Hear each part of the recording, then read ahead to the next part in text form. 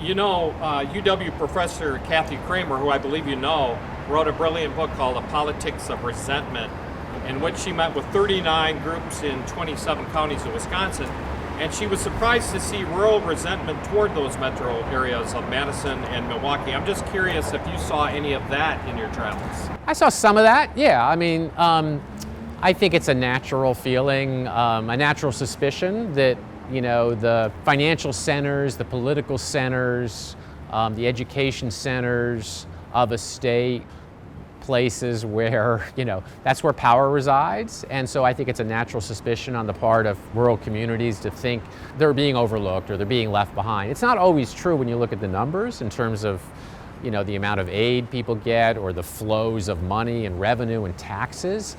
But I think it's a natural suspicion on the part of people, and I think you do see it in Wisconsin. How that translates into our politics, I think, changes from election cycle to election cycle.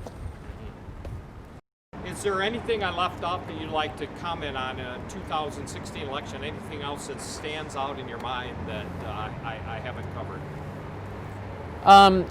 I think that one of the big questions about 2016 is, after seeing these huge swings, particularly in rural Wisconsin, particularly in western Wisconsin, the big question to be answered in 2018 and then again in 2020 is whether those voters are going to swing back as they have so many times, or whether some of those places are undergoing a longer-term transition and moving in a more Republican direction as rural white areas have around the country. I think that there are signs right now in this election, in the run-up to the 2018 election, that there will be some swing back, that some of those areas that swung so much in a Republican direction for Donald Trump in 2016 aren't going to be as strong for Republicans in 2018, and then they may not be as strong in 2020. I mean, those are unanswered questions, but I think a lot of the drama of this election is whether the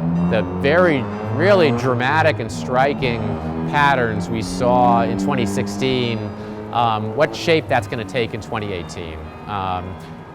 These places we've been talking about in rural Wisconsin are in many cases the swingiest parts of Wisconsin. Will they keep swinging?